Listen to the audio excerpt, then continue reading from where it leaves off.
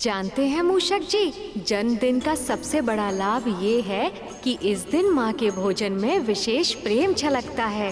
मैं ये जानने के लिए व्याकुल हूँ कि माँ आज क्या पका रही हैं, पर उन्होंने तो मुझे भीतर प्रवेश करने से ही मना किया हुआ है। आपकी इच्छा पूरी ना हो तो आपके इस भक्त के होने का लाभ ही क्या प्रभु? मैं बस अभी गया और अभी आया। गणेश अवश्य ही ये स्वादिष्ट भोजन खाने को आतुर हो रहा होगा।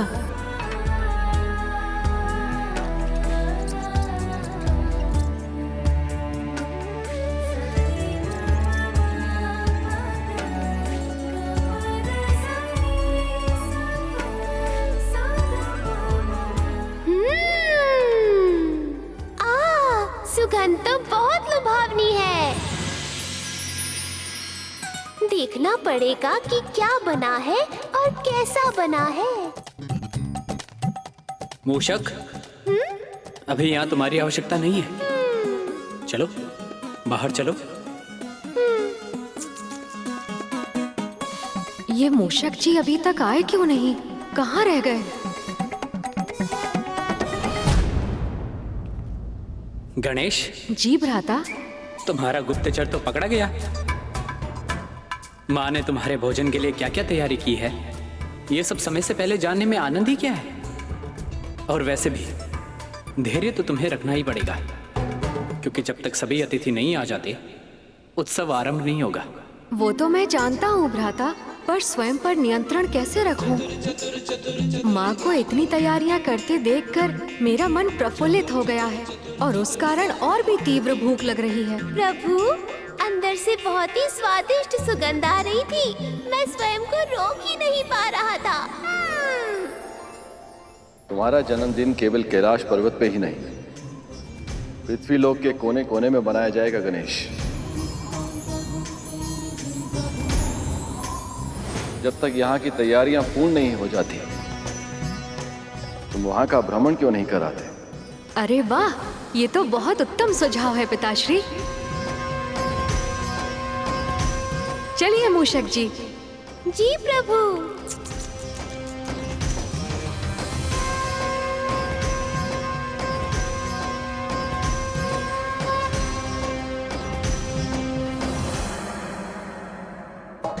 गुरुदेव, पंडाल भी बन गया और मंच भी सज गया। अब बस पूजा सामग्री की आवश्यकता है गरुड़। अभी प्रबंध करता हूँ गुरुदेव।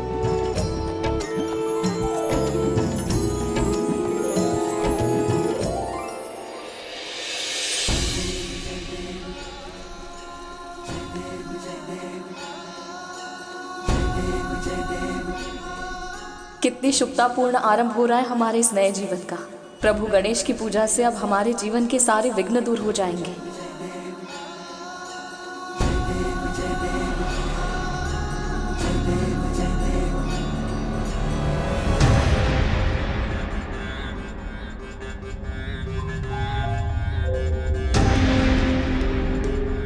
न जाने क्यों आज ये हाथ सध ही नहीं रहा। कभी कान ठीक से नहीं लग रहा तो कभी सूंड ठीक से नहीं बैठ रही। हे गणपति, सहायता कीजिए। यदि मन में विचारों का प्रवाह इतनी तीव्र हो तो हाथ कैसे सधेगा धीरे? ईश्वर को साकार करने के लिए स्थिर चित्त की आवश्यकता होती है। मेरा मन ये सोचकर विचलित है गुरुदेव कि घर में इतनी बड़ी पूजा है, फिर भी कद्रू दीदी और उनकी संतानें इसमें सम्मिलित नहीं हो रही। जो हमारे नियंत्रण में नहीं होता उसकी चिंता करने से कभी कोई लाभ नहीं होता देवी। हमें केवल अपना कर्म करना होता। आप पूरी श्रद्धा से इस पूजा कथा को प्रारंभ कीजिए। गणाधिपति की यदि इच्छा हुई तो तुम्हारी बहन कद्रू को उनका आशीर्वाद अवश्य मिलेगा।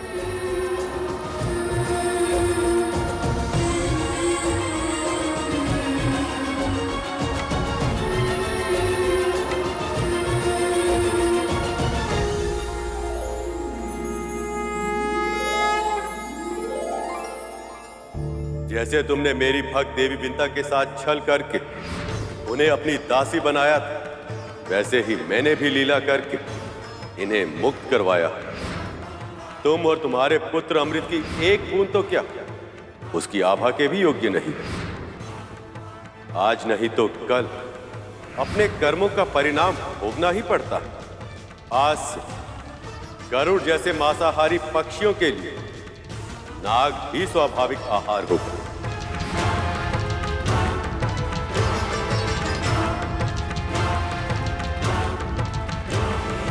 महारानी, आपके मस्तक की पीड़ा के लिए औषधि का लेप।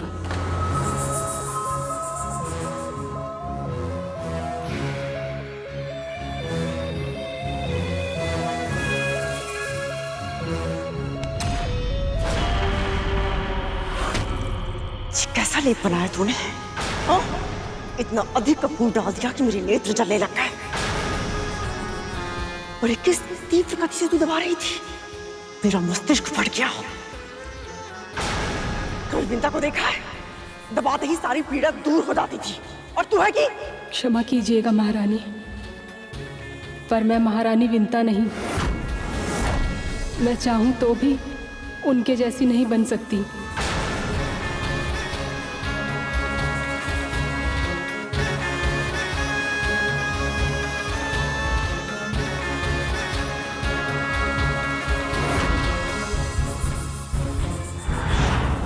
अब समझ आया? तूने एक दासी नहीं,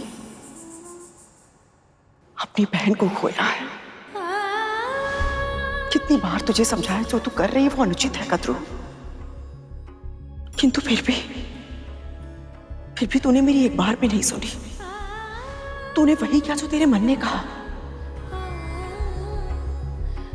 किंतु कद्रू, अभी भी देर नहीं हुई है।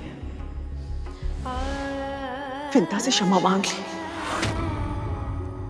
और अपनी बीच की दूरियों को सदा सदा के लिए समाप्त कर दे। भगवान गणेश की पूजा तुम दोनों के जीवन में नया अध्याय लेकर आएगी। यदि तू अपने पश्चाताप के जाल में नहीं फंसना चाहती है तो उठ और क्षमा मांग विंता से। उठ कद्रू। तुम्हें क्या लगता है मैंने जो कुछ भी किया उसके बाद वो मुझे क्षमा करेगी?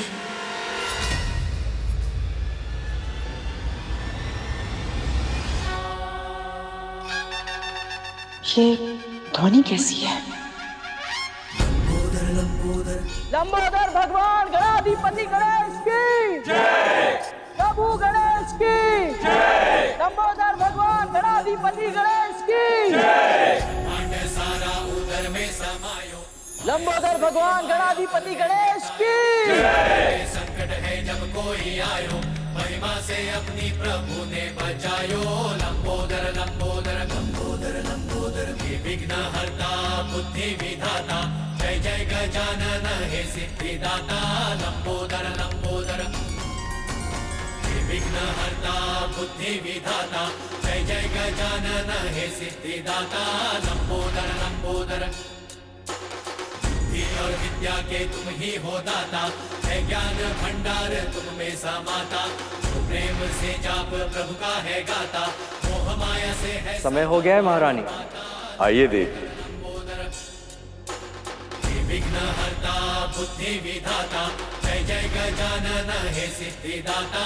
लंबोदर लंबोदर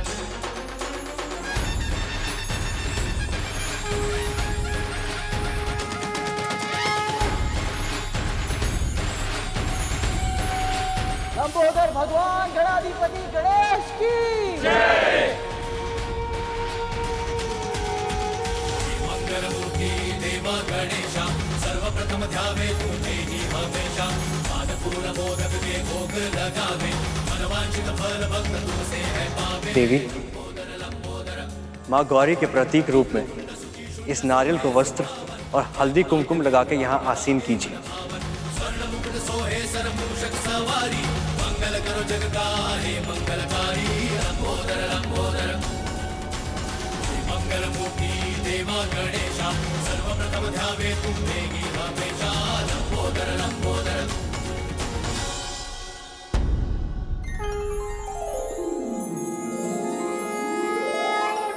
अभी ये मूर्ति पार्थिव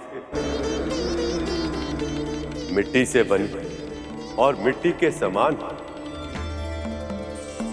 और ये तब तक मिट्टी ही रहेगी जब तक इसकी प्राण प्रतिष्ठा नहीं की जाती। किंतु प्राण प्रतिष्ठा हो जाने के बाद साक्षात देवता इसमें निवास करते हैं और तब इसकी सेवा भी वैसे की जाती है जैसे कि किसी जीवित प्राणी की जानी चाहिए। उचित समय पर भोग, स्नान, आरती सभी कार्य करने होते हैं और ध्यान रहेगा ऐसा ना करने पर दोष लगता है।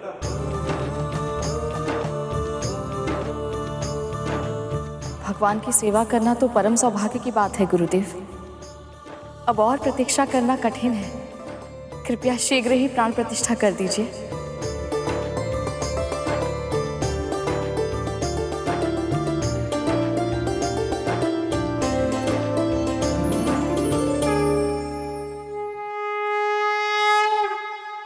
वक्रतुंड महाकाय सूर्यकोटि समप्रभा निर्विघ्नं कुरु मे देव सर्वकार्येषु सर्वदा। ॐ बुद्धिदाताय नमः। ॐ सिद्धिदाताय नमः।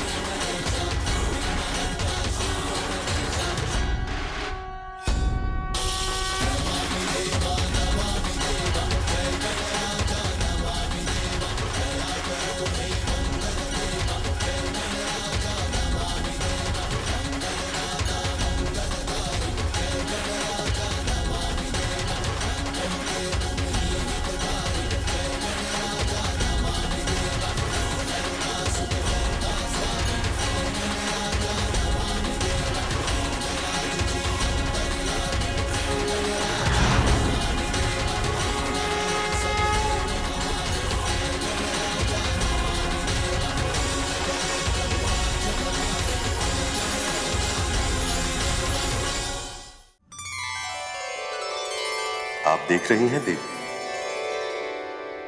अपने जन्मदिन के अवसर पर आपके भांजे के मुख पर कितनी गहरी मुस्कान सजी है।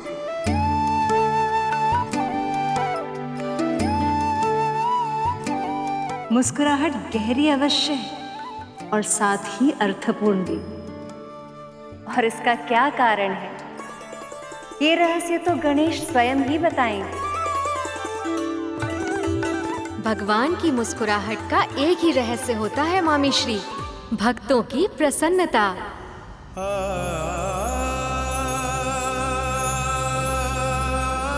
वैसे तो देवी विंता और गरुड़ ने अनेक बार मेरी पूजा की है, पर हर बार उनके मन के किसी न किसी कोने में मुझे उदासी छिपी दिख ही जाती थी। परंतु आज पहली बार दास्ता से मुक्त होने के बाद जब उन्होंने मुझे प्रणाम किया तो मुझे उनके भीतर के उल्लास का आभास हुआ मामी श्री। हम सब भी बहुत प्रसन्न हैं कि उन दोनों ने ये पूजा करने का निर्णय लिया है। इससे उनका वातावरण भी सात्विक होगा और उनके नए परिवार के साथ सामंजस्य स्थापित करने के लिए शक्ति भी मिलेगी।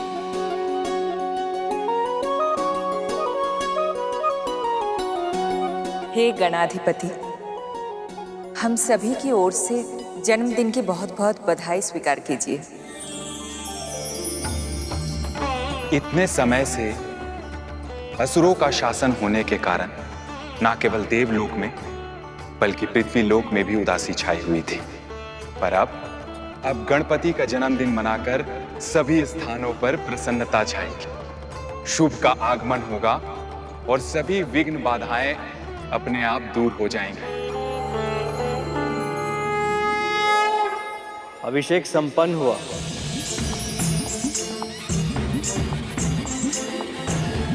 अब इसकी साज सज्जा कीजिए।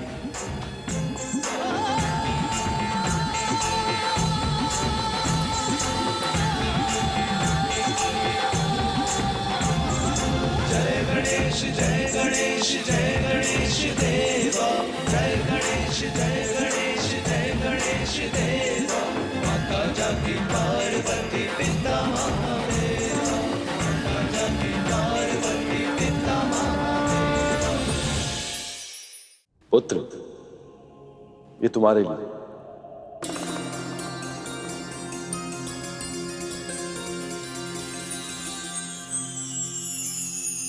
ये दुशाला संसार को सदैव स्मरण कराएगा कि किसी का सम्मान उसके पद और आयु से नहीं, उसके गुणों से होता है।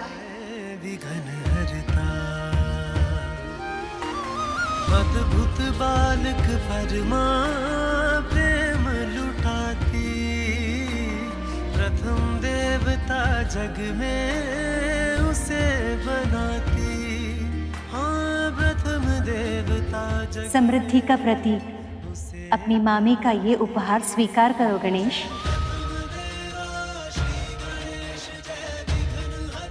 मेरी ओर से ये पुस्तक स्वीकार कीजिए, समस्त संसार के ज्ञान की स्रोत है।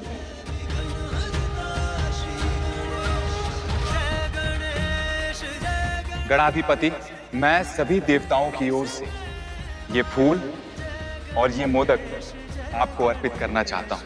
कृपया इसे स्वीकार कर हमें कृतार्थ करे दे।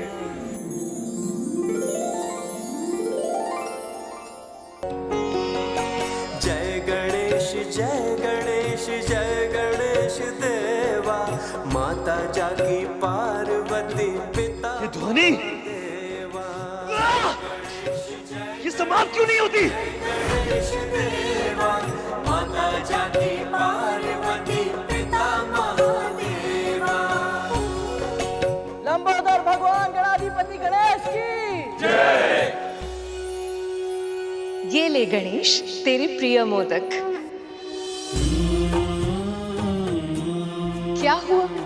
थोड़ी देर पहले तो बहुत तीव्र भूख लगी थी। आपके स्नेह का मान तो मैं अवश्य रखूंगा माँ, पर एक माँ पृथ्वी पर भी है जिनके प्रेम का सम्मान करना ही होगा मुझे, क्योंकि वो भी बहुत प्रेम से भोग लगा रही हैं।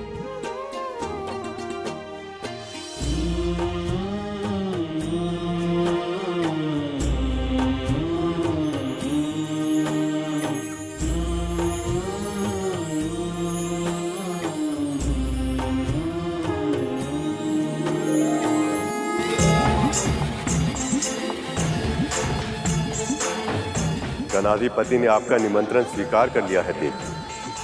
अब ये भोग प्रसाद बन चुका है। भक्त वत्सल महागणाधिपति गणेश की जय। भक्त वत्सल महागणाधिपति गणेश की जय। ले। जय गणेश जय गणेश जय गणेश देवा, माता जाकी पार्वती पिता महादेवा, माता जाकी पार्वती पिता महादेवा।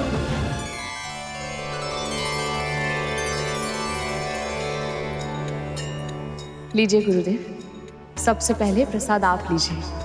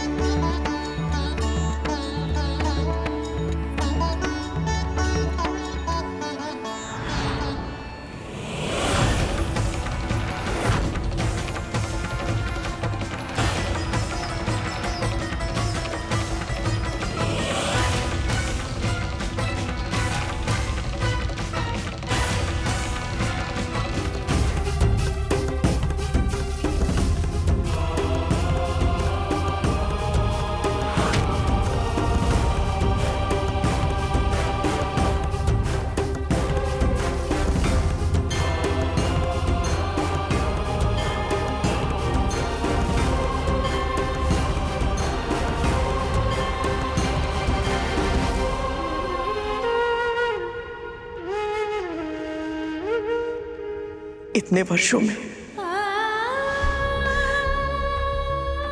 तेरी आंखों ने बहुत आंसू बहाए विंता।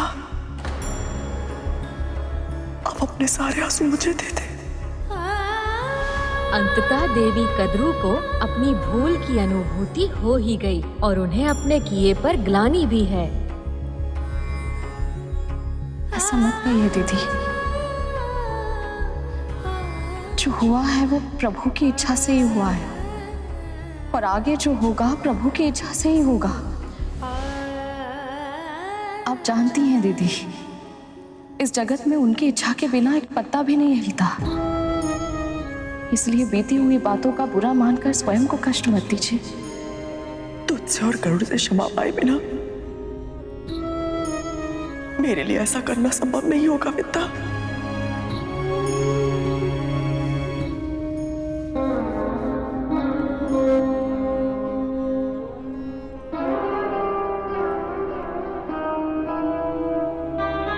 बड़ी माँ,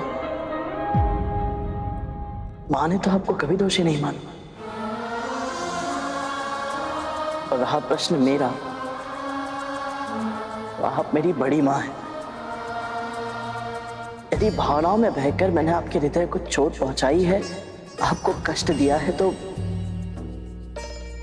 आपसे क्षमा मांगता हूं।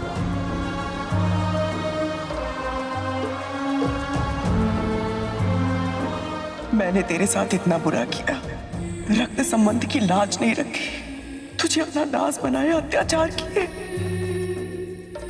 किंतु फिर भी तुम दोनों के मन में मेरे लिए दंड या प्रतिशोध तक की भावना तक नहीं है।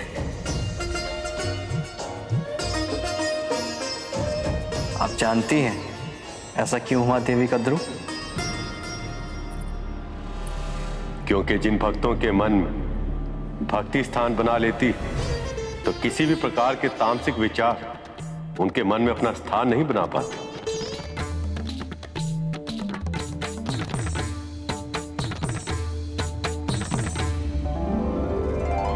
आइए दीदी।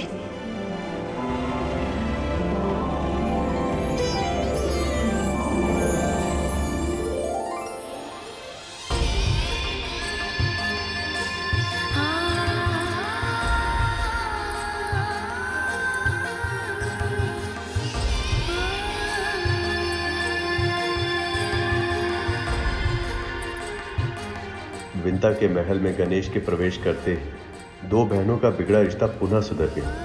यही तो लीला है विघ्नहर्ता गणेश की। वो जीवन में आते ही जीवन के सारे कष्ट हर लेते हैं। सचमुच विंता का हृदय कितना बड़ा है। कद्रू ने उसके साथ कितना कुछ किया, फिर भी विंता ने बिना मन में कोई बैर रखे उसे क्षमा कर दिया।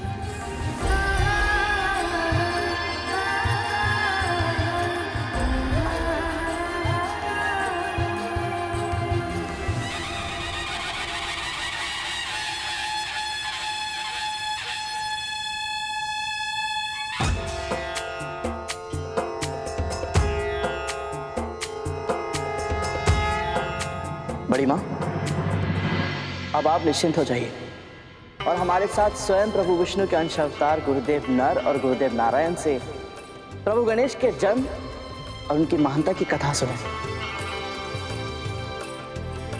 यह अनुभव बहुत अद्भुत होगा बड़ी माँ।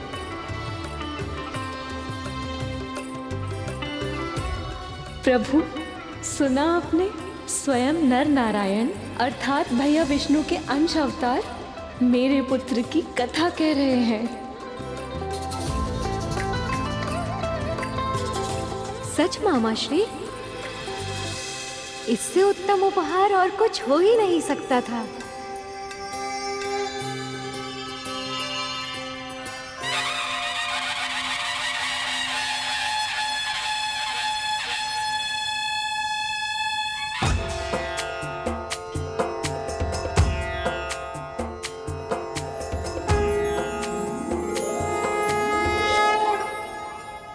गुरुदेव, मुझे प्रभु गणेश के बारे में बहुत कुछ जानने का मन है। जैसे इनका मुख हाथी जैसा क्यों है? मैंने माँ से सुना था कि स्वयं महादेव भी उन्हें जन्म के वक्त पहचान नहीं पाए थे। और हाँ, इन्हें प्रथम पूजनी क्यों कहा जाता है? विघ्नहर्ता, ये विघ्नहर्ता क्यों है गुरुदेव? मैं सब कुछ जानना चाहता हूँ गुरुदेव। ये भी कि मूषक इनकी सवारी कैसे बने और इन्हें दुर्वा घास और मोदक का भोग क्यों चढ़ाया जाता है? आज तुम्हारे सभी प्रश्नों का उत्तर मिलेगा गरुड़। और उसके साथ ही हम सभी को मिलेगा जीवन की अनेक समस्याओं का समाधान। इसलिए आप सब पूरे मनोयोग से श्री गणेश की कथा को सुनो।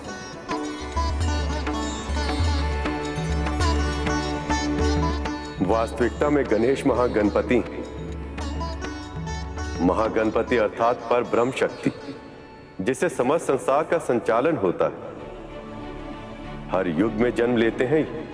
और आज हम कथा कहेंगे पार्वती नंदन गजानन की, जिसका आरंभ गणेश के जन्म से बहुत पहले हुआ था। बहुत समय पहले? ये बात तो मुझे भी नहीं पता थी।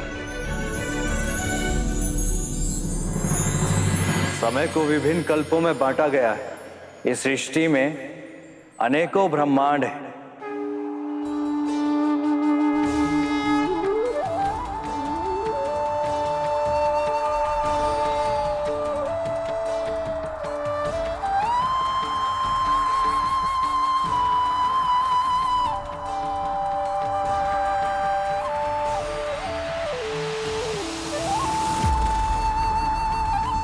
और हर ब्रह्मांड में जीवन का संचालन उसी प्रकार होता है जैसा इस ब्रह्मांड में हो रहा है। हर ब्रह्मांड में चल रहे कल्प किसी दूसरे ब्रह्मांड के कल्प से भिन्न होते हैं, अर्थात हर ब्रह्मांड की समय रेखा दूसरे ब्रह्मांड की समय रेखा से भिन्न होती है। जो एक ब्रह्मांड में समाप्त हो रहा होता है, वही दूसरे ब्रह्मांड में आरंभ हो रहा होता है।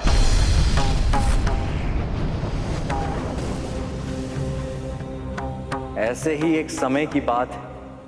देवी पार्वती ने प्रभु नारायण के श्री कृष्ण अवतार की मनमोहक बाल लीलाओं को देखा तो वो बहुत प्रसन्न हुई।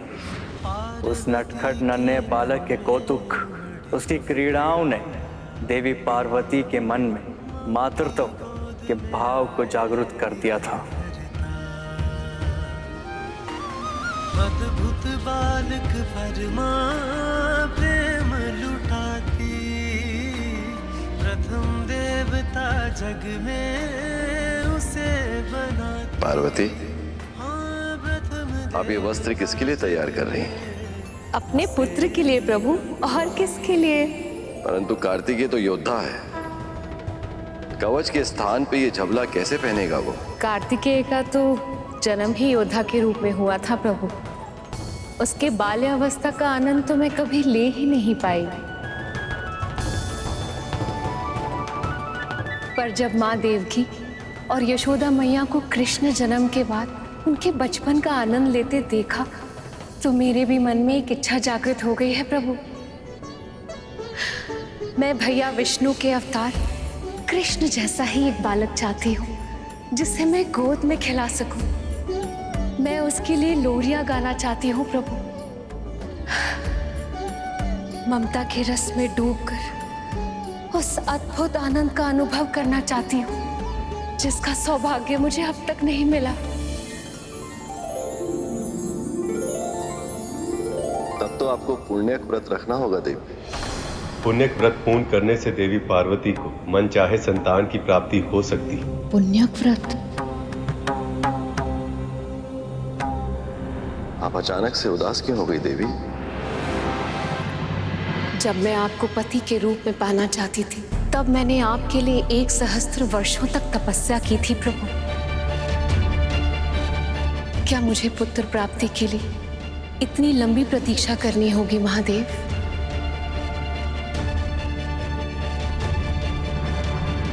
पुण्य एक बहुत ही महान व्रत है देवी, जिसे करने से आपके भैया विष्णु बहुत अधिक प्रसन्न होते हैं। मुझे पूरा विश्वास है यदि आप उसे शुद्ध हृदय से करेंगी तो आपके मन की इच्छा शीघ्र पूर्ण होगी। तो फिर मैं तैयारी अभी करती हूँ। पार्वती। जी प्रभु। नवजात शिशु के लिए ये तनिक बड़ा नहीं? यदि आपकी इच्छा भारी भरकम बालक की है तो बात अलग है। ये माँ की ममता है महादेव, आप नहीं समझेंगे।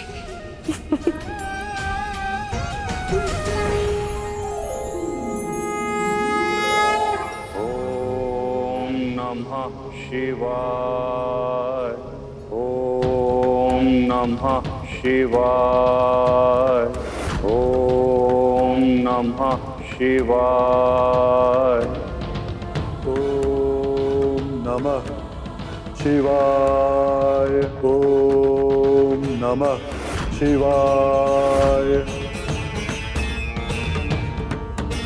ओम नमः शिवाय। ओम नमः शिवाय। पर जहां जन्म होता है वहीं कहीं आसपास मृत्यु भी छिपी होती।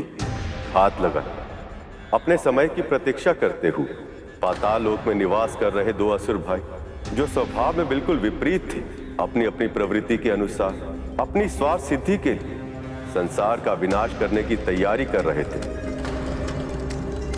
एक और मां पार्वती पुत्र प्राप्ति की कामना में व्रत करने जा रही थी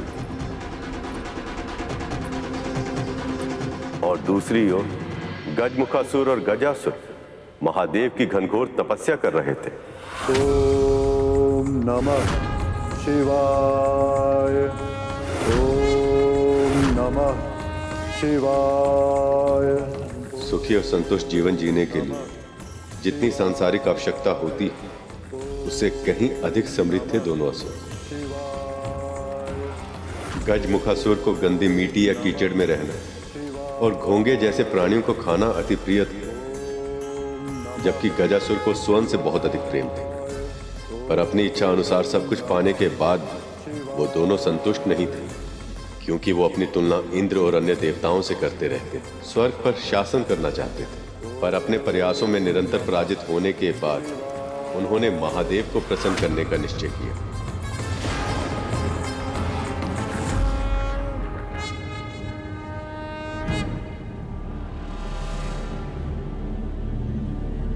पार्वती, नंदी, मैं व्रत की तैयारी करने जा रही हूँ, किसी को इस ओर आने मत देना। जी माँ।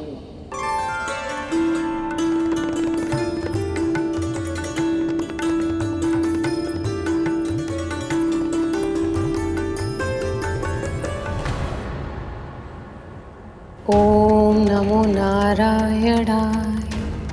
ओम नमो नारायणाय।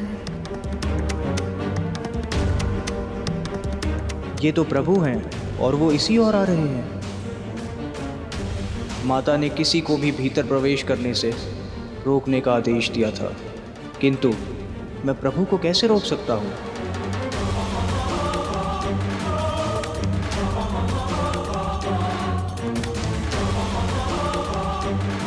ओम नमो नारायण।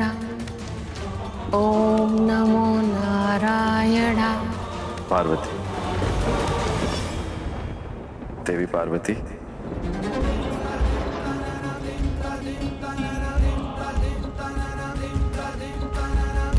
प्रभु आप?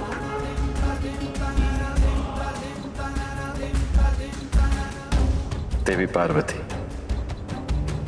मुझे एक भक्त के पास जाना होगा। सोचा फिर तो आप अपनी व्रत साधना में व्यस्त हो जाएंगे, इसलिए आपसे मिलकर जाऊं। आप वापस कब आएंगे प्रभु? भगवान भक्त की इच्छा से संचालित होते हैं, ये कहना कठिन होगा।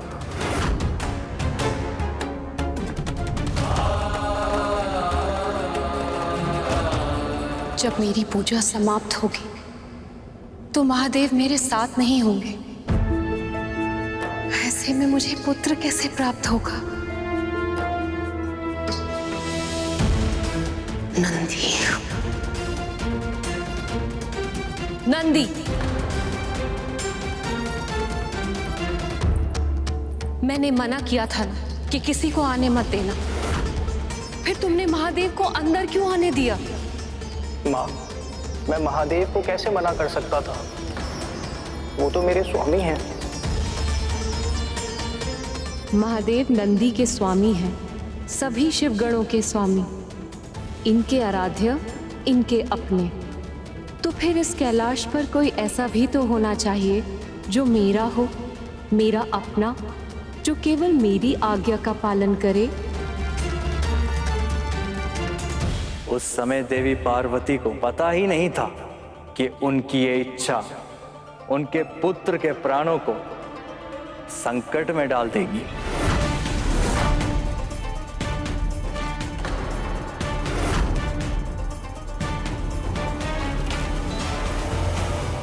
अब तक मुझे लगता था कि मुझे अपने जन्म की कथा पूरी तरह पता है, इसीलिए उसे सुनने के लिए मैं उत्सुक था।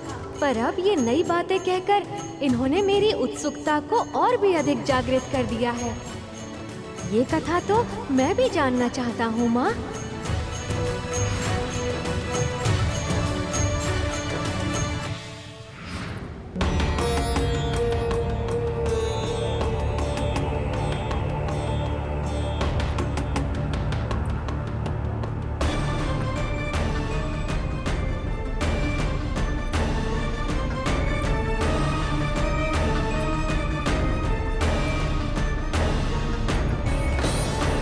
इतनी ऊंचाई पर्याप्त नहीं है, और ऊपर जाना होगा मुझे। ऐसा एकांत स्थान ढूंढना होगा जहां देव, दानव, मानव, गंधर्व या कोई भी अन्य प्राणी मेरी तपस्या में विघ्न ना पहुंचा पाए।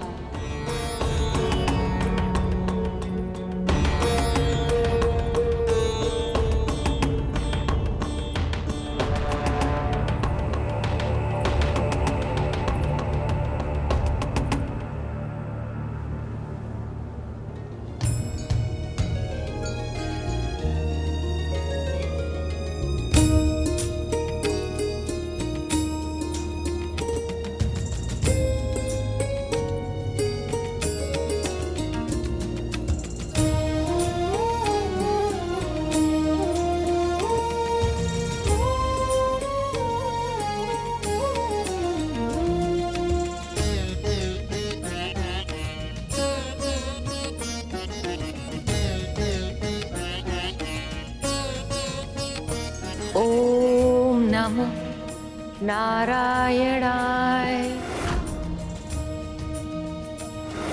ओम नमः शिवाय। ओम नमः शिवाय।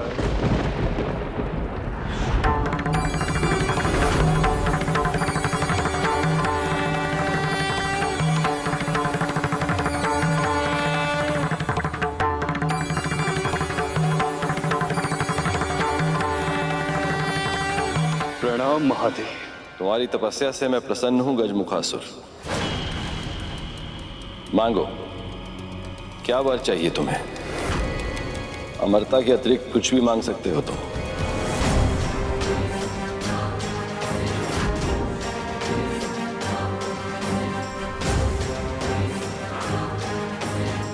तो उचित है महादेव, मुझे वरदान दीजिए कि मेरी मृत्यु केवल उसी के हाथों हो पाए जिसका जन्म केवल और केवल माता से हुआ हो। ओम नमो नारायणाय। जिसके पिता ने स्वयं उसका शीश काटकर पुनः जोड़ा हो। ओम नमो नारायणाय। और जिसका तन तो सामान्य हो किंतु उसका शीश हाथी का हो।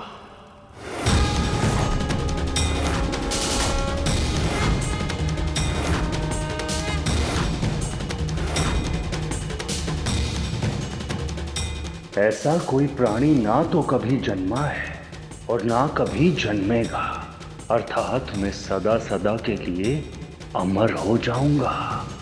यदि नियति का यही निर्णय है तो यही सही। जो भी प्राणी जन्म लेता है उसका अंत भी निश्चित है, और गजमुखासुर के अंत को नियति ने उसको वरदान मिलने से पहले ही सुनिश्चित कर लिया था। ओम नमो नारायण। सिंदूर लाल चढ़ायो अच्छा गजमुख को, चोंदिल लाल विराजे सुत गौरी हर को, हाथ लिए गुड़ लड्डू साई सुरवर को, महिमा कहे न जाए लागत हूँ पद को। ये कैसी विचित्र मांग है गुरुदेव? ये वरदान मांगकर तो ससुर ने स्वयं को अमर करने का उपाय कर लिया था।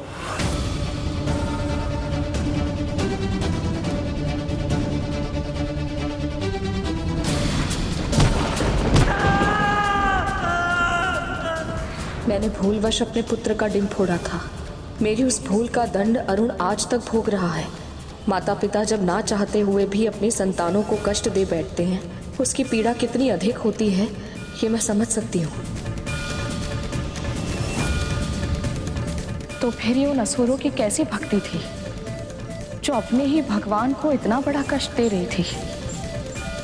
प्रभु तो सब जानते थे गुरुदेव, फिर भी ऐसा वरदान क्यों दिया उन्होंने? क्योंकि वो भोलेनाथ हैं देव। उनके लिए सब एक समान है। देव दानव, मनुष्य गंधर्व, भूत पिशाच, पशु पक्षी, कभी किसी में कोई अंतर नहीं किया उन्होंने। उनके लिए सब उन्हीं की संतान है। और जब कोई एक संतान घनघोर तपस्या करके अपने पिता से कुछ मांगती तो वो उसे देने में विवश हो ही जाते।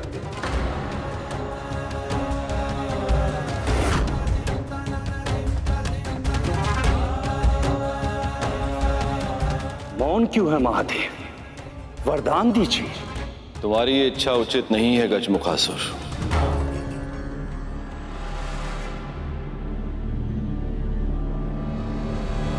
परंतु तुम्हें तुम्हारी तपस्या का फल अवश्य प्राप्त होगा।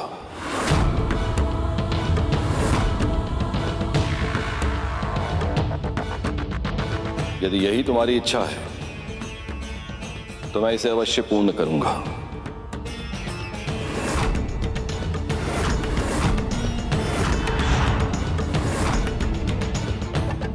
महादेव की जय हो। धन्यवाद महादेव। स्मरण रखना, ऐसा असाधारण वरदान मांगकर तुमने अभूतपूर्व शक्ति प्राप्त कर ली है, जिसकी सहायता से तुम किसी का भी दमन कर सकते हो, किसी पर भी शासन कर सकते हो।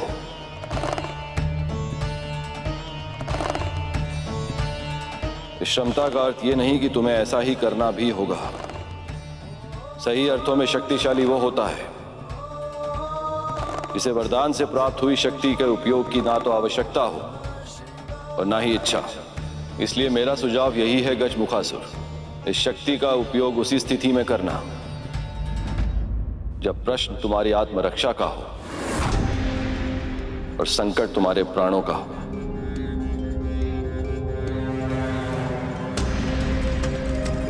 मैं स्मरण रखूंगा महादेव।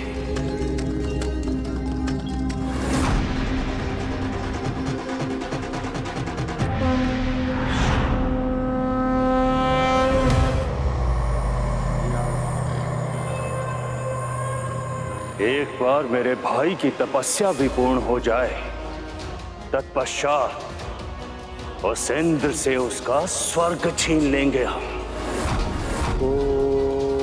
नमः शिवाय। गजमुखासुर और गजासुर ओम नमः शिवाय। शासन करेंगे स्वर्ग पर।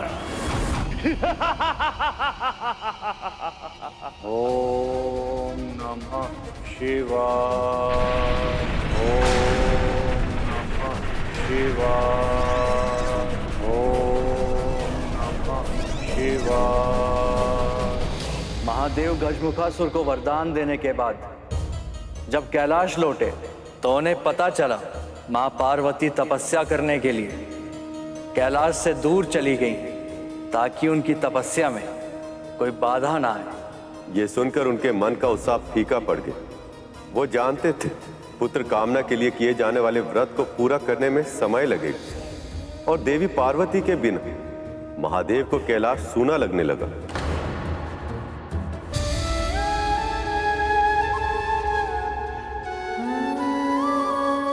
मैं भैया विष्णु के अवतार कृष्ण जैसा ही एक बालक चाहती हूँ।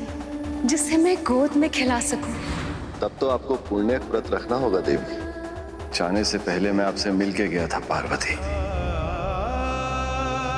आप भी जाने से पूर्ण एक बार मिल तो लेती। ओम नमो नारायणाय। ओम नमो नारायणाय।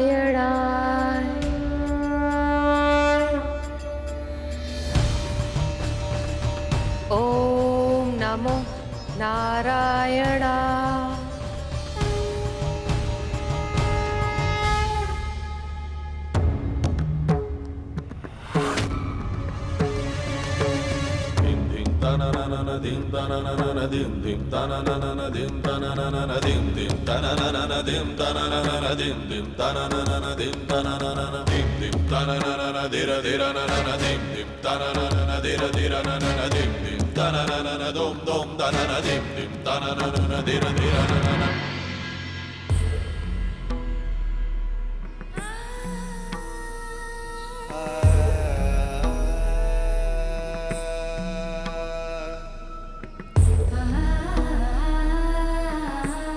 प्रभु, आप क्यों कष्ट कर रहे हैं? एक नए जीवन को जन्म देने के प्रयास में किए गए श्रम का प्रमाण देते इन हाथों को धोकर उस जल से प्रेम की गंगा बहाने में कैसा कष्ट प्रिय।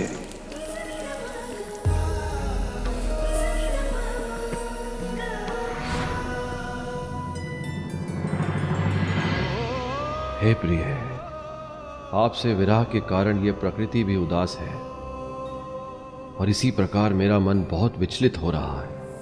ओम नमो नारायणाय। ओम नमो नारायणाय।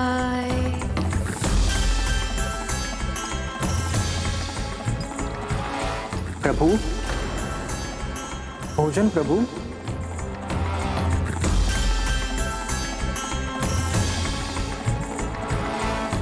भूख नहीं है नंदी।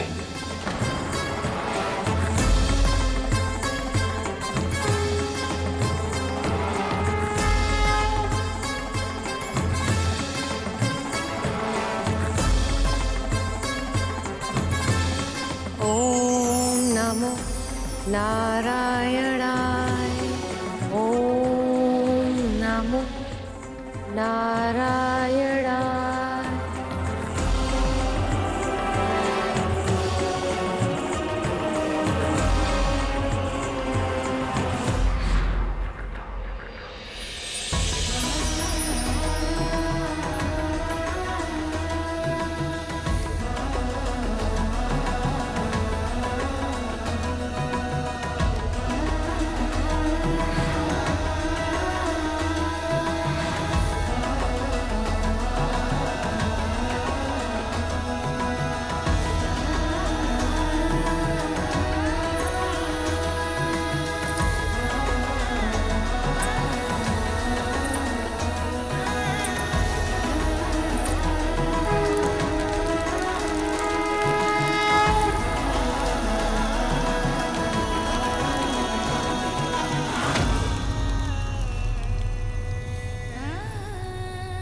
प्रिय, प्रिय, प्रिय, प्रिय।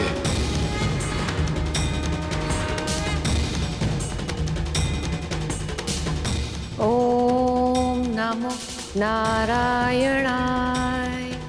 ओम नमो नारायणाय। ओम नमो नारायणाय। ओम नमो नारायणाय। ओम नमो नारायणाय। बहन पार्वती,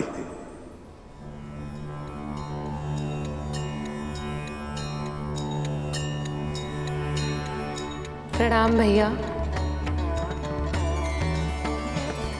अपने व्रत को जिस निष्ठा और भक्ति से आपने पूर्ण किया, मैं उससे बहुत प्रसन्न हूं बहन।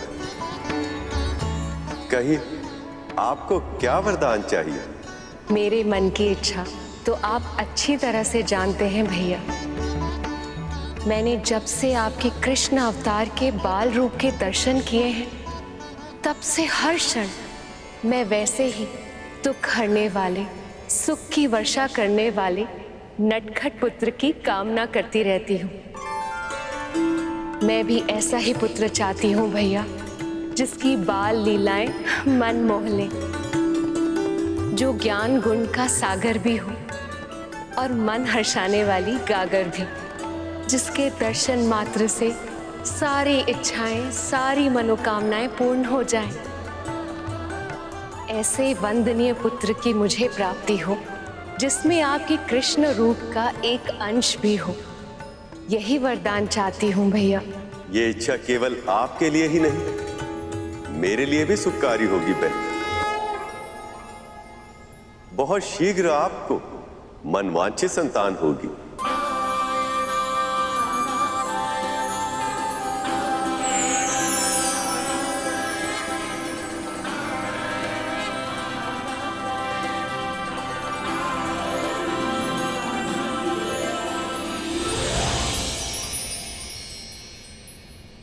मेरा व्रत पूर्ण हुआ महादेव।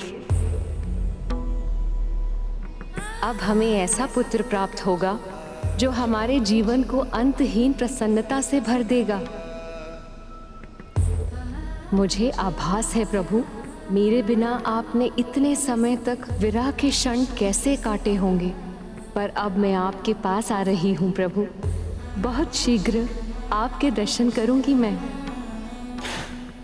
पार्वती वापस आ रही।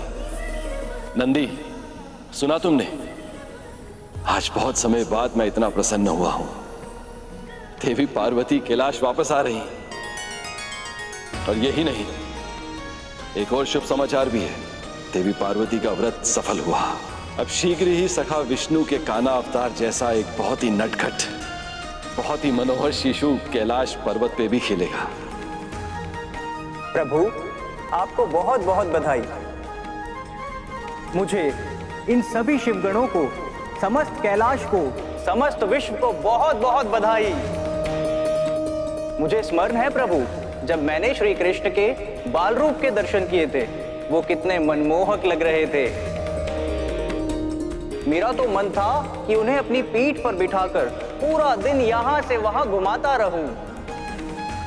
और अब मैं बिल्कुल ऐसा ही करूंगा प्रभु।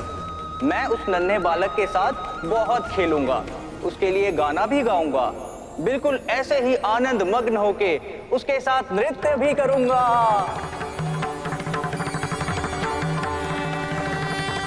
बस बस, अब मैं चाहता हूं कि हम देवी पार्वती के आने की तैयारी करें। वो इतने समय के बाद तपस्या करके लौट रही हैं। याद रहे, आते ही उनकी थकान मिट जानी चाहिए।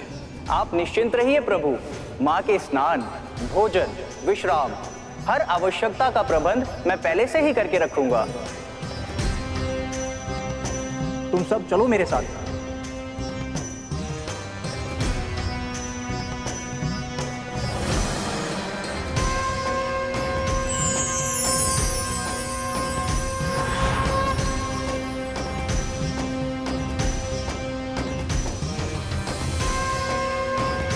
शीघ्र आइए पार्वती। प्रतीक्षा का एक एक क्षण और भी अधिक भारी लगने लगा है। ओम नमः शिवाय। ओम नमः शिवाय।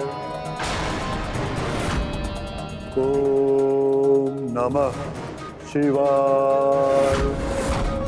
ओम नमः शिवाय। मुझे गजासुर के तप को पूर्ण करने जाना ही होगा।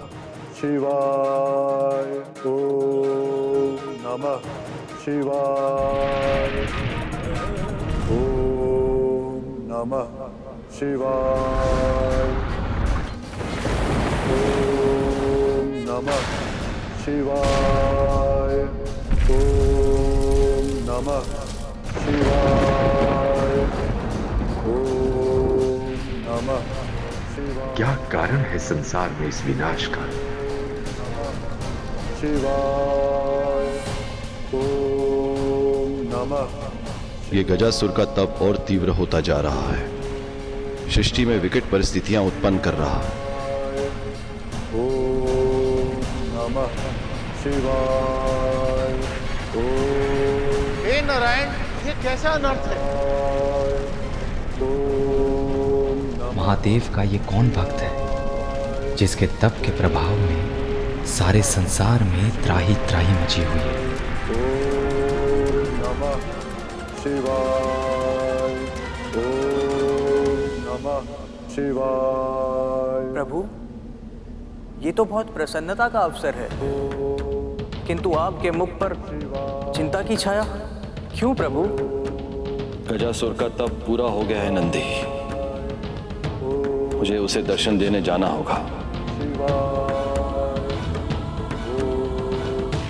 पर प्रभु, अभी तो माँ आने वाली है, आप उनसे मिले बिना कैसे जा सकते हैं? उनसे मिलने की आतुरता तो मेरे मन में भी बहुत है नंदी। यदि शीघ्र ही मैंने गजासुर के तप को विराम नहीं दिया तो इस संसार का हित भी हो सकता है। ओम नमः शिवाय। ओम नमः शिवाय। अब तक तो माँ को आ जाना चाहिए था, इतना विलंब क्यों हो रहा है उन्हें?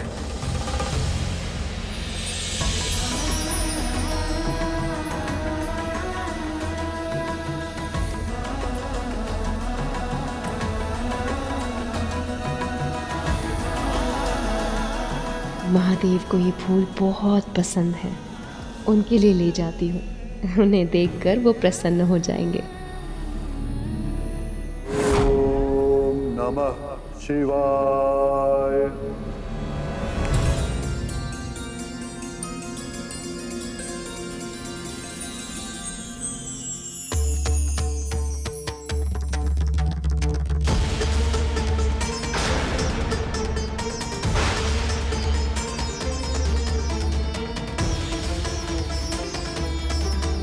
रक्तिम बादल,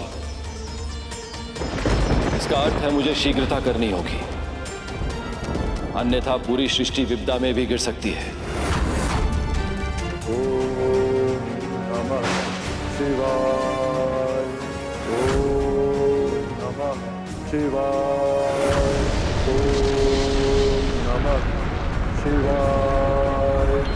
ओम नमः। गजासुर का ताप तो संसार को विनाश के मुख की ओर लेकर जा रहा है। महादेव को इस संकट का निवारण शीघ्र ही करना होगा। ओम नमः शिवाय।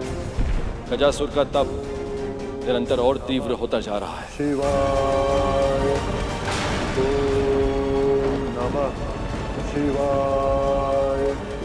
ओम नमः शिवाय।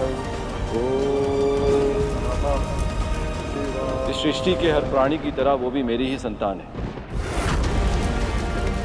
मैं इस तप के भीषण ताप से उसे और झुलसने नहीं दे सकता,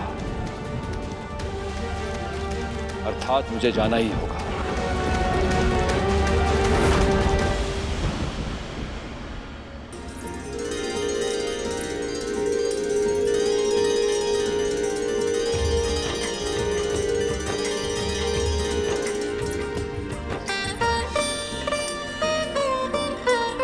लंबे विरह के बाद होने वाले मिलन की प्रसन्नता से खिले ये फूल, प्रेम की कभी न समाप्त होने वाली आँच से जलते ये दीप, और यहाँ तक कि मेरे प्रिय भोजन की सुगंध, ये सब मुझे बता रहे हैं कि महादेव ने मेरे स्वागत की कितनी विशेष तैयारी की है। परंतु वो स्वयं कहाँ है? ओम नमः शिवाय। ओम नमः शिवाय। ओम नमः शिवाय।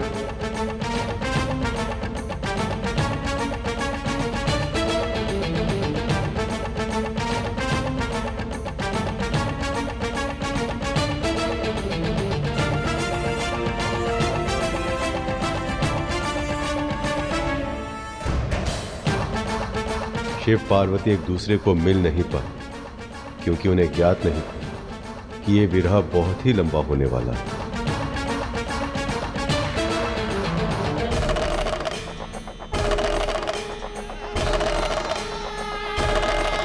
कितना निष्ठुर है समय। यदि प्रभु एक क्षण रुक जाते तो कम से कम माँ से भेंट तो कर पाते। कितने समय से वो उनकी प्रतीक्षा कर रहे थे। और माँ भी कितनी उत्साहित थी प्रभु से मिलने के लिए, पुत्र प्राप्ति की सूचना देने के लिए, अपनी प्रसन्नता प्रभु के साथ बांटने के लिए। परंतु कैलाश में महादेव को ना पाकर माँ को कितनी पीड़ा हुई होगी। प्रणाम स्वीकार कीजिए स्वामी।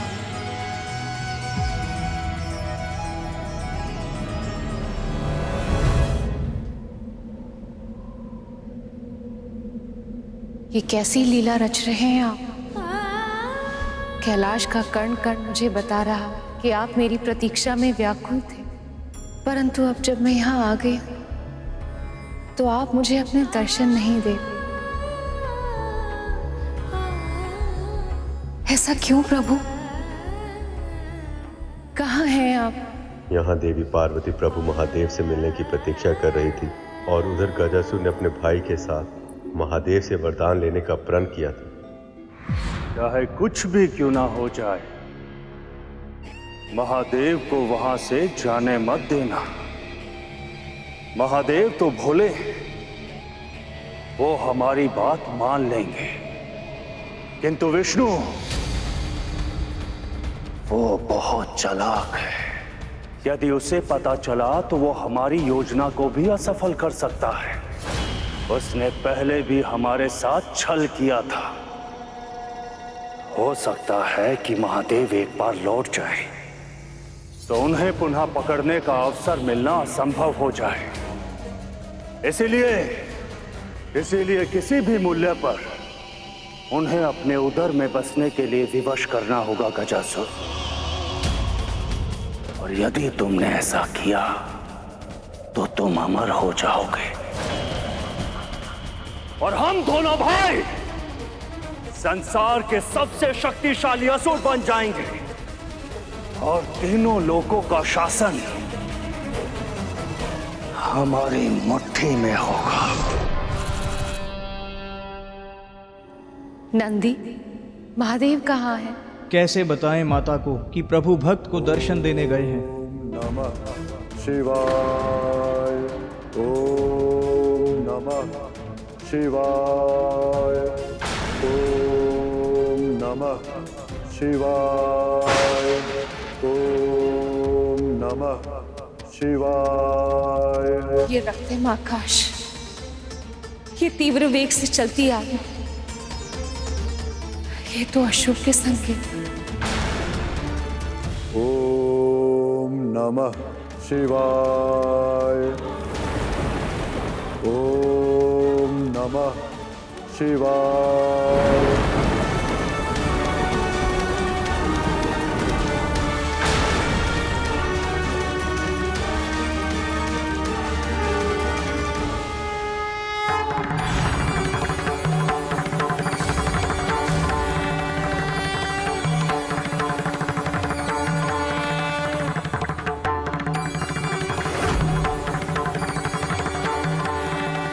महादेव,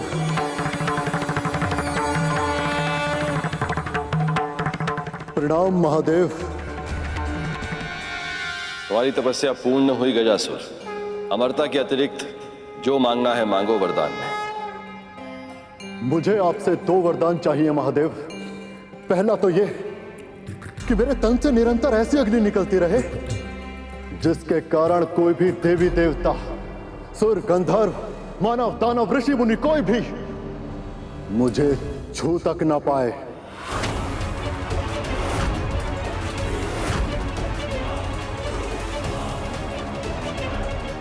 तथास्तु।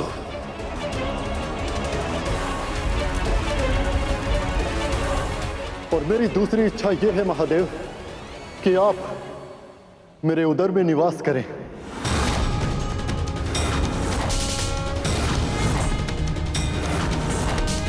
अब से यही आपका निवास स्थान होगा प्रभु, सदैव सदैव के लिए।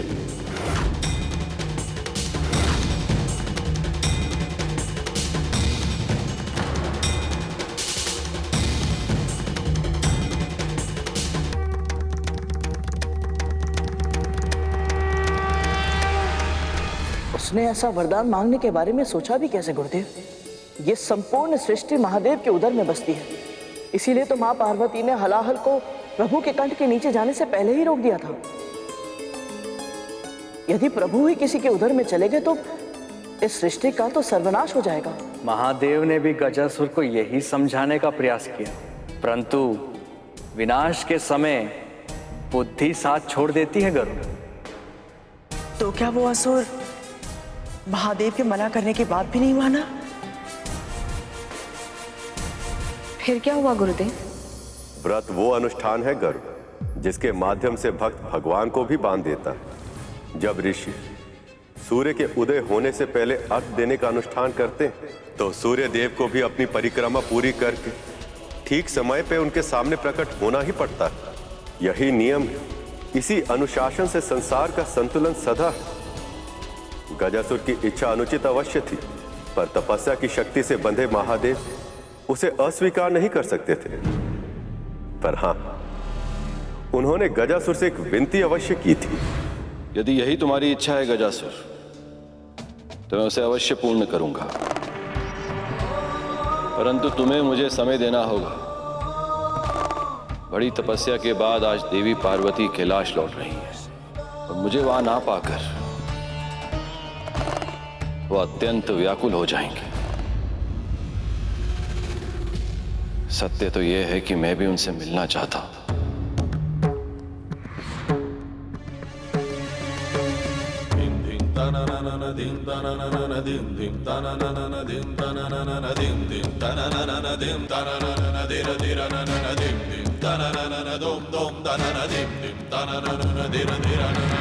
भले ही मेरा मिलन एक क्षण का ही क्यों ना हो, भले ही उनसे मिलने के उपरांत मुझे यहां तुरंत लौटना पड़े। पार्वती शक्ति है मेरी। प्रभु से वियोग के कारण विचित्र सी बेचैनी का आभास हो रहा है मुझे उनसे भेंट करनी ही होगी। क्षमा कीजिएगा महादेव, परंतु यदि आपको यहां से जाने दिया तो बहुत बड़ा संकट उत्पन्न हो सकता है मेरे लिए, और मुझे अपने प्राण अत्यधिक प्रिय हैं। आपने मुझे वर दिया है महादेव, और आपको अपने वचन का पालन तो करना ही होगा। इसी क्षण से आपको मेरे उदर में निवास करना ही होगा प्रभु।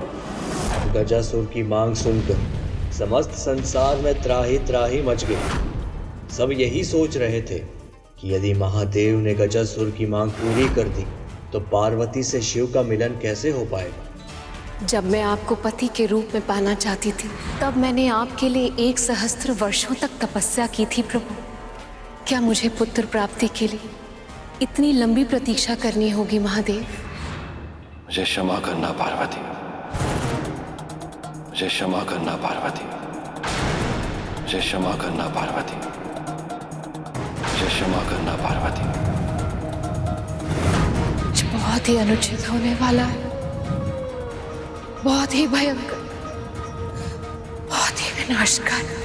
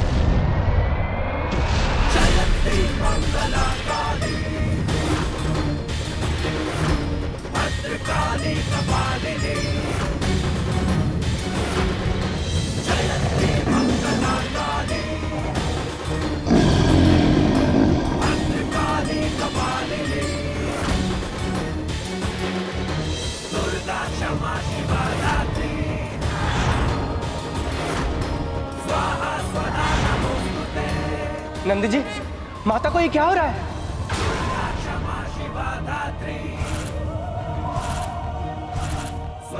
माँ के भीतर जो प्रेम की ऊष्मा थी, वो अब क्रोध की ज्वाला बन रही है।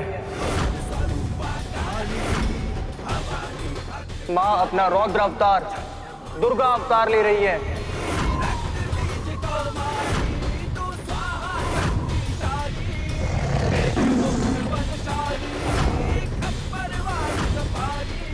यदि इन्हें रोका नहीं गया तो समस्त संसार को नष्ट होने से कोई नहीं बचा सकता।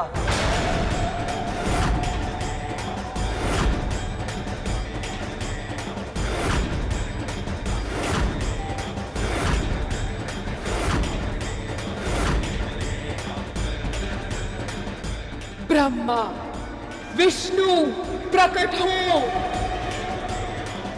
जब स्वयं शक्ति ही क्रोध करे तो इस जगत की रक्षा कौन करे? सखी पार्वती के क्रोध को शांत करने की क्षमता केवल महादेव में है, ब्रह्मदेव। और अब वही गजासुर के उदर में है। ऐसे में कौन शांत करा सकता है इन्हें?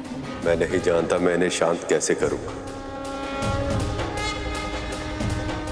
हम सब साक्षी हैं।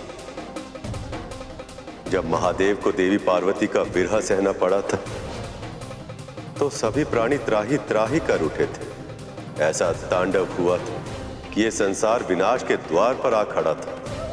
देवी पार्वती भी महादेव की अर्धांगिनी है, उनकी शक्ति है। इसलिए जब इन्हें क्रोध आएगा तो वो क्या करेंगे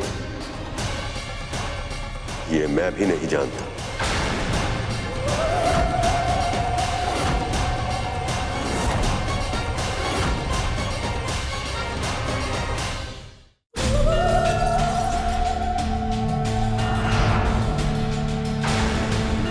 देवी, आपके पास तो हर क्षण का लेखा जोखा होता है। बताइए, कहाँ है महादेव?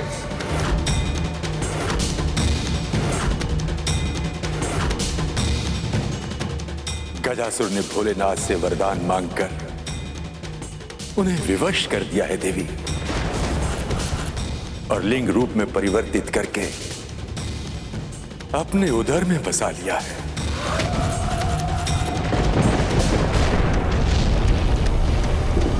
गजासुर! गजासुर! गजासुर!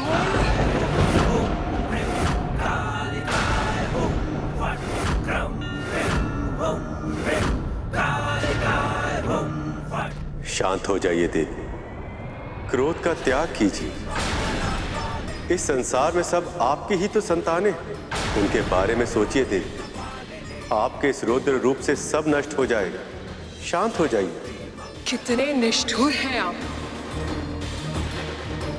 आप तो इस संसार के संचालक हैं, और फिर भी आपने मेरे साथ इतना बड़ा अन्याय कर दिया। मुझे मनवांछित वरदान तो दिया, पर मेरे पति की, अपने सखा महादेव की रक्षा नहीं की आपने।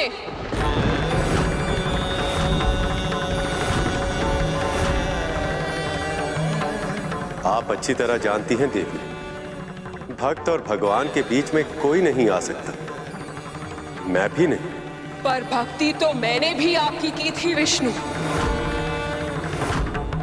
और आप मेरी भक्ति से प्रसन्न भी हुए थे। फिर मेरी इच्छा के विरुद्ध ये अवरोध कैसे आ गया? आप अच्छी तरह जानते हैं विष्णु कि मैं और महादेव एक दूसरे के बिना अधूरे। ना वो मेरे बिना जी सकते हैं और मेरा जीवन उनके बिना संभव नहीं है। ये भूल आपसे हुई है विष्णु, आपसे हुई है विष्णु, आपसे हुई है विष्णु, और अब आपको ही इसे सुधारना होगा, और अब आपको ही इसे सुधारना होगा।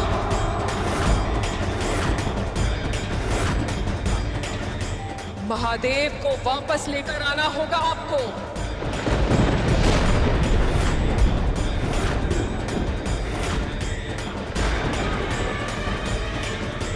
देवी, मैं कैसे? क्यों और कैसे का उत्तर आप स्वयं खोजिए विष्णु, पर कब का उत्तर मैं आपको अवश्य दूंगी। मंगल स्नान के बाद मेरी पूजा समाप्त होने से पहले तक यदि महादेव मेरे पास वापस नहीं आए तो मैं आपकी प्रतीक्षा नहीं करूंगी। स्वयं उस गजासुर का वध करके अपने पति को मुक्त कराऊंगी मैं।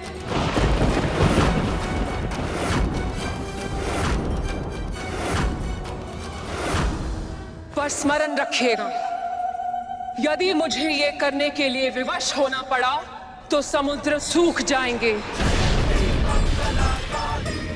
पर्वत भस्म का ढेर बन जाएंगे, धरती अग्नि उगलेगी और बादल रक्त की वर्षा करेंगे। यदि मुझे रौद्र रूप धारण करना पड़ा तो ये संसार नष्ट हो जाएगा विष्णु।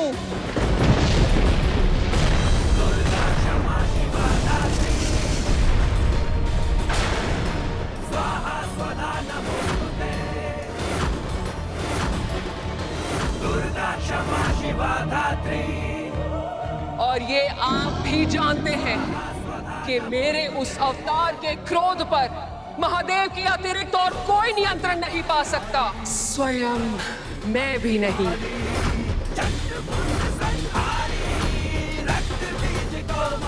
तो फिर प्रभु ने क्या किया गुरुदेव? गजासुर का पहला वरदान तो ये था कि उसे कोई छू भी नहीं पाएगा। तो फिर प्रभु विष्णु महादेव को छुड़ाकर कैसे लाए? प्रभु विष्णु के लिए समस्या केवल गजासुर नहीं था, उसका भाई गजमुखासुर भी था, जो सृष्टि में अंधेरा होते ही समझ गया था कि उसके भाई की तपस्या पूरी हो गई और अब वो अपनी शक्तियों का प्रयोग करने के लिए स्वतंत्र है। संसार पर ऐसी भीषण विपदा पड़ी थी जो ना तो किसी ने कभी देखी थी और ना ही सुनी थी। प्रभु विष्णु और ब्रह्मदेव के पास इन दोनों समस्याओं में से किसी का भी समाधान नहीं थी और समय उनके हाथों से सूखी रेत की तरह फिसलता जा रहा है।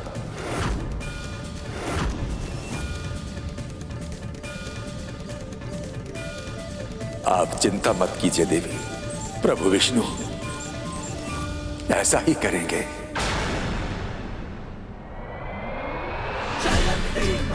हाँ देवी, जो आवश्यक होगा वो सब करूंगा, पर महादेव को वापस अवश्य लेकर आऊंगा, समय से पहले और किसी भी मूल्य पर।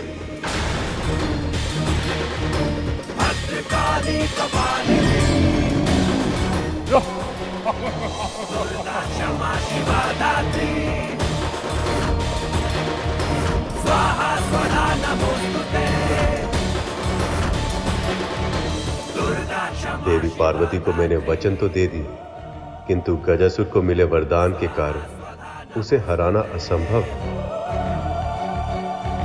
पर यदि देवी पार्वती के मंगल स्नान के पूर्ण होने से पहले मैंने अपना वचन पूर्ण नहीं किया तो इसका परिणाम पूरे संसार को भोगना पड़ेगा।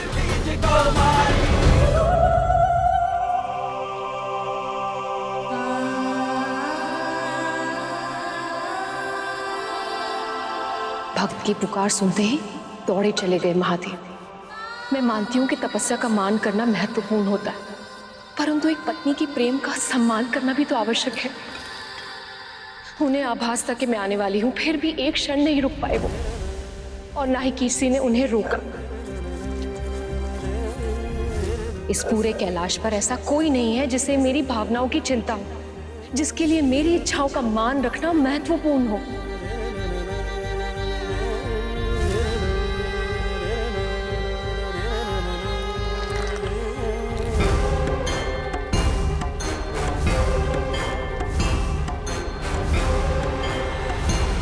अब जो मेरा पुत्र होगा वो मेरी हर आज्ञा का पालन करेगा। जिस तरह यशोदा का कान्हा उन्हें सताता है, परंतु सबसे अधिक प्रेम भी वो उन्हीं से करता है, ठीक वैसे ही मेरा पुत्र भी मेरे साथ ऐसा ही करेगा।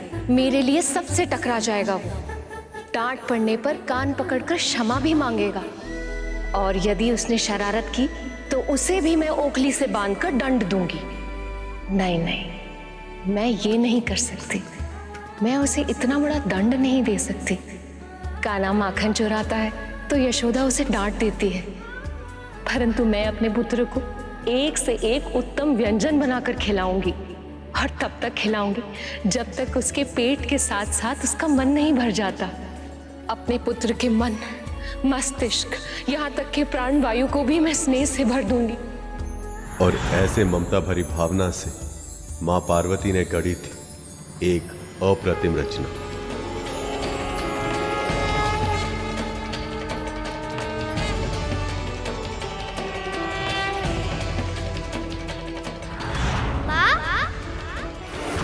अभी जो मैंने अनुभव किया, क्या था वो? माँ? माँ?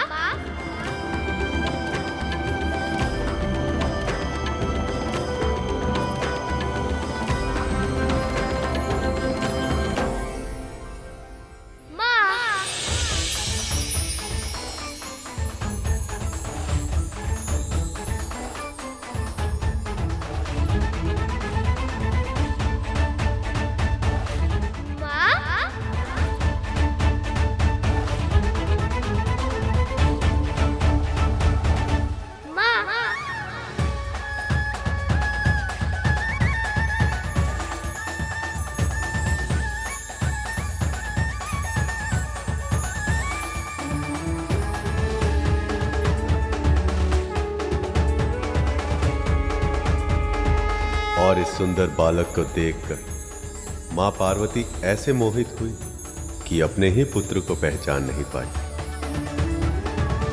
बालक?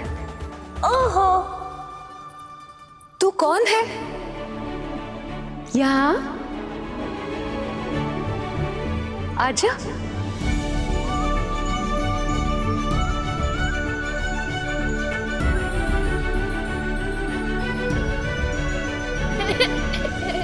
अरे बालक, रुक तो।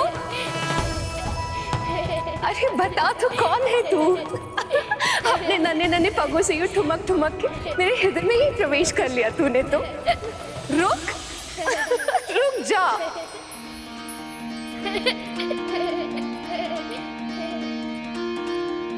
पार्वती के मन में उमड़ी ममता, माँ की गोद में आए विघन हरता। पार्वती के मन में उमड़ी ममता, माँ की गोद में आए विघन हरता। अद्भुत बालक पर माँ प्रेम लुटाती, प्रथम देवता जग में उसे बनाती। हाँ, प्रथम क्या हुआ माँ? ठीक तो है ना? आप थक गई है माँ?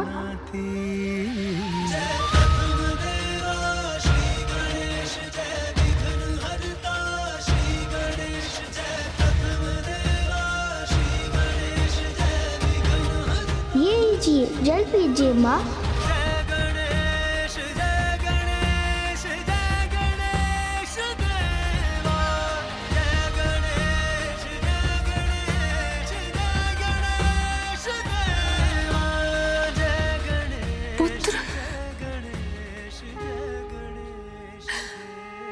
मेरा पुत्र?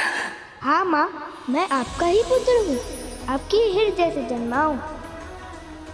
केवल आपके लिए इस संसार में आया हूँ। अब से आपकी सेवा ही मेरा सुख, और आपका सुख ही है मेरा उद्देश्य। एक माँ के लिए सबसे बड़ा सुख होता है अपनी संतान से प्रेम और अनुराग पाना। माँ पार्वती को भी यही प्रसन्नता थी कि अब कोई कैलाश में उनके दुख और सुख का ध्यान रखने वाला आ गया है।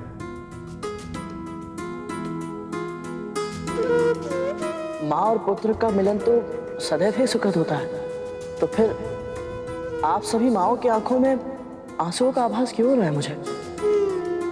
यही तो इस संबंध की विशेषता है गरुड़। वैसे तो देवी पार्वती शक्ति स्वरूपा महादेव के साथ अर्ध नारीश्वर है, अपने आप में हर तरह से संपूर्ण। किंतु जब एक स्त्री मां बनती, अपनी संतान को अपने वक्ष से लगाती, तो उस समय उसे जिस पूर्णता, जिस सुख का आभास होता है, वो केवल एक मां ही समझ सकती है। इस पूरे संसार में एक स्त्री का अपनी संतान को जन्म देने से अधिक सुंदर, अधिक अलौकिक और कुछ भी नहीं कर।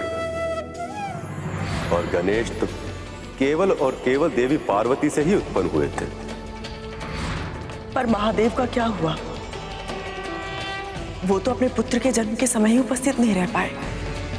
हाँ गुरुदेव, प्रभु विष्णु ने तो वचन दिया था कि माँ पार्वती के मंगल स्नान के बाद उनकी पूजा समाप्त होने से पहले वो महादेव को ले आएंगे, तो फिर उन्होंने अपना वचन पूरा कैसे नहीं किया? गरुड़ सही प्रश्न पूछ रहा है। यही जिज्ञासा और इसका उत्तर ही गरुड़ को वो ज्ञान देंगे जिससे उसको भविष्य में लाभ होगा। गणेश का जीवन हर मनुष्य के लिए मार्गदर्शक होता है और यही ज्ञान गरुड़ का भी मार्गदर्शन करेगा मेरा वाहन बनने में। प्रभु विष्णु के साथ साथ ब्रह्मदेव, देवराजेंद्र, नंदी, श्रृंगी और अन्य शिवगण भी इसी पहेली में उलझे थे।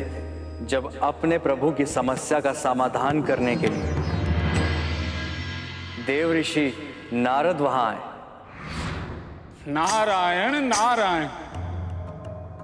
महादेव को अपने उदर में बसाकर गजासुर स्वयं को अमर समझने लगा है प्रभु, और उसने घोषणा की है कि अब वो तीनों लोकों का स्वामी है। आज अपना राज्याभिषेक कर रहा है वो, जिसमें उसने स्वर्ग की अप्सराओं और गंधर्वों को गायन के लिए आमंत्रित किया है।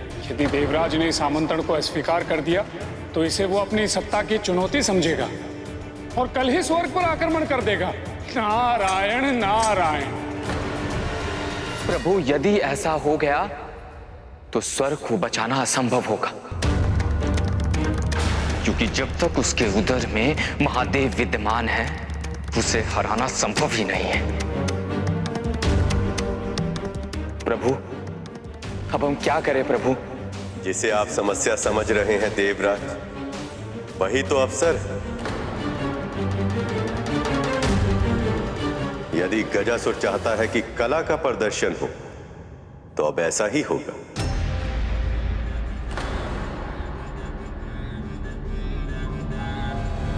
हम छद्म वेश में वहां जाएंगे और अपनी कला का ऐसा प्रदर्शन करेंगे कि गजासुर हमें हमारी इच्छा के अनुसार पुरस्कार देने के लिए विवश हो जाएगा।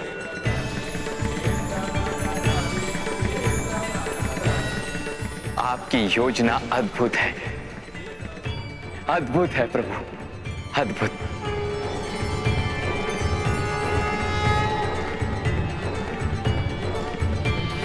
एक और प्रभु विष्णु, इंद्र, नंदी, श्रृंगी और अन्य सभी शिवगण महादेव को मुक्त करने के अभियान पर निकले। वहीं दूसरी ओर वैकुंठ में देवी लक्ष्मी और देव ऋषि नारद को मां पार्वती की हंसी का स्वर सुनाई दिया। जब उन्होंने कैलाश की ओर देखा तो चकित रह गए। पुत्र रुक जा। माँ, मैं जो समझ रहा हूं क्या वो सत्य है? पूरी तरह सत्य है देवर्षि। इस बालक ने सखी पार्वती के हृदय से जन्म लिया है।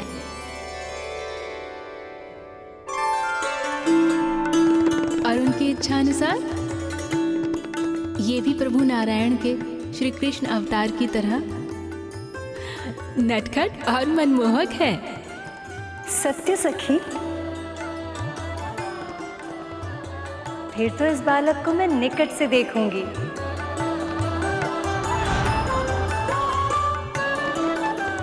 इससे भेंट की इच्छा तो मेरे मन में भी है। नारायण नारायण। माओ को अपने आकर्षण में बांध लेना और स्वयं ममता की डोरी में बन जाना, ये तो कोई आपसे सीखे प्रभु।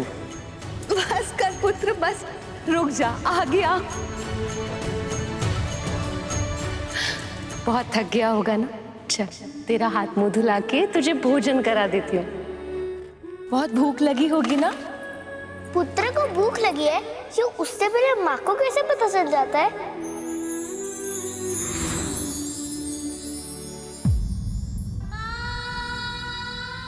ले गरुड़, भूख लगी होगी ना? भर पेट भोजन करना। बढ़ते तन को पोषण की आवश्यकता होती है। मेरी माँ को भी ऐसा ही आभास होता है। हर माँ का हृदय, चाहे वो माँ पार्वती हो या मेरी माँ विंता, सबका हृदय एक समान होता है। पुत्र, सभी माताएं गणेश के पास पहुंची।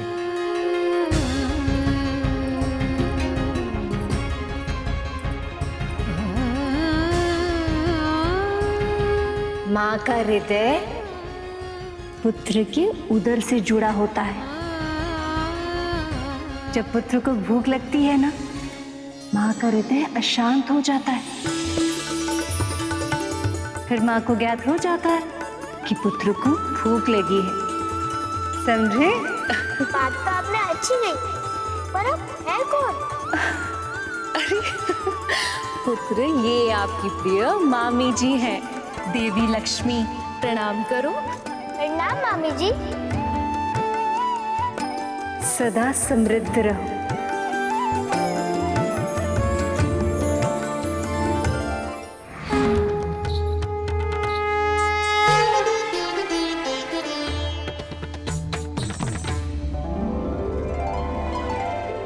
और पूरा ब्रह्मांड गणेश को अपने पुत्र की भांति प्रेम दे रहा था, आने वाले विपदा से बिल्कुल अनजान।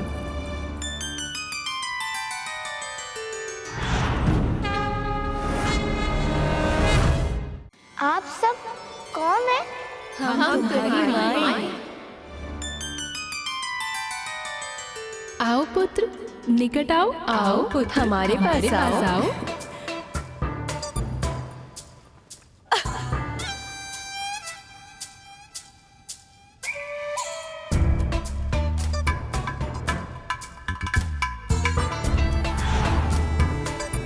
तो कैलाश में ऐसा कोई आ ही गया।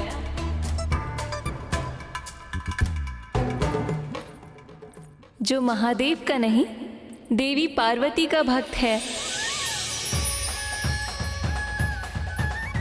बधाई हो देवी, आपकी तपस्या का फल आपको मिल ही गया। आपने जैसी कल्पना की थी, बिल्कुल वैसा ही पुत्र मिला है आपको। पुत्र, आगे आओ। सच, ये तो मेरी कल्पना से भी अधिक मनमोहक है।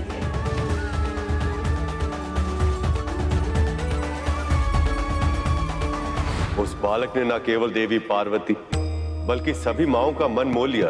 उधर प्रभु विष्णु कथावाचक का छद्म वेश धारण करके देवराज इंद्र, नंदी, श्रृंगी और अन्य शिव गणों के साथ गजासुर की राजसभा के निकट जा पहुंचे। माता पार्वती से किया वचन निभाने और महादेव को गजासुर के उदर से निकालने। वो देख रहे हैं आप सब, वही है गजासुर का स्वर्ण महल।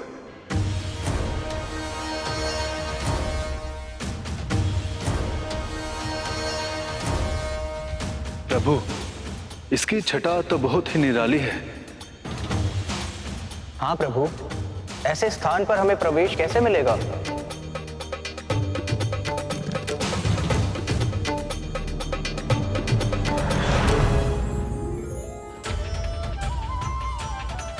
विलक्षण प्रभु, विलक्षण।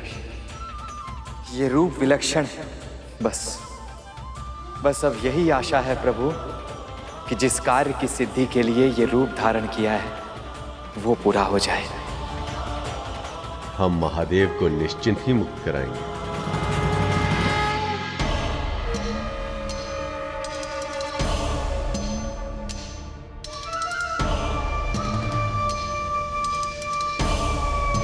गजमुखासुर प्रश्न पूछे, तो मौन रहना बुद्धिमानी नहीं होती। कौन हो तुम सब और यहाँ क्यों आए हो?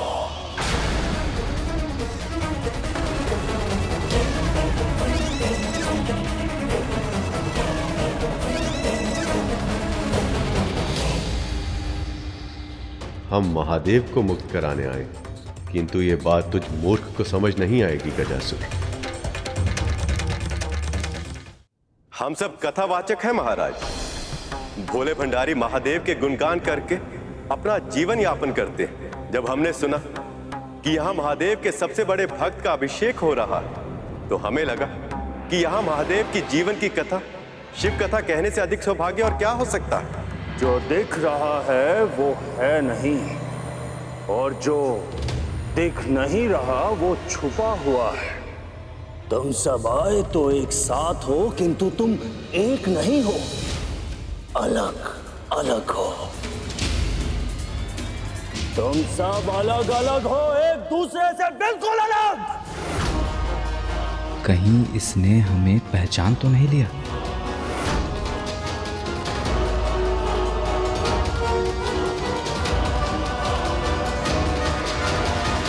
आप सही कह रहे हैं महाराज, हम सब अलग अलग ही हैं।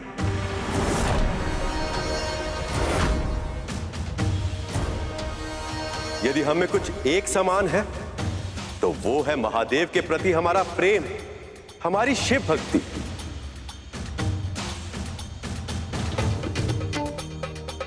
अब आप ही बताइए, इससे अधिक महत्वपूर्ण और क्या हो सकता है? तुम सब सत्य कहा तुमने, परंतु अब कहते ही रहोगे या कुछ सुनाओगे भी? शिव कथा सुनने के लिए अत्यधिक आतुर हूं मैं। राक्षस होकर भी इसकी भक्ति भावना कितनी शुद्ध है।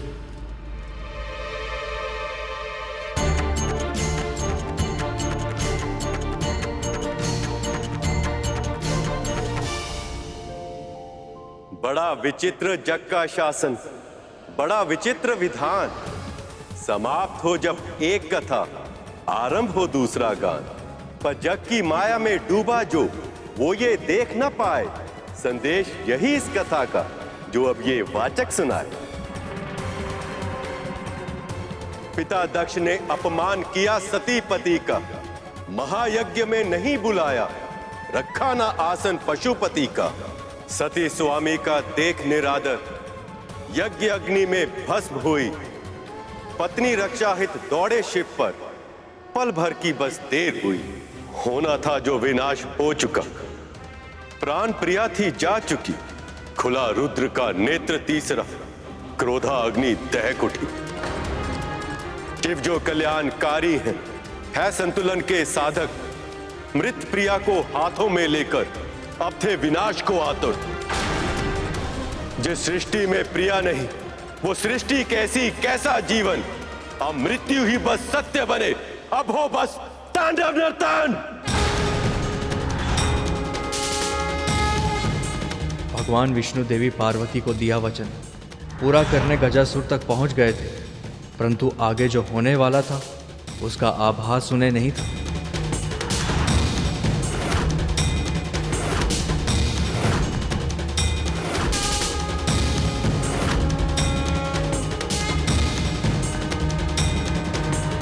पक्षीराज गरुड़ के साहस भरे कारनामे देखने के लिए चैनल को सब्सक्राइब करें और साथ ही बेल आइकॉन दबाना न भूलें।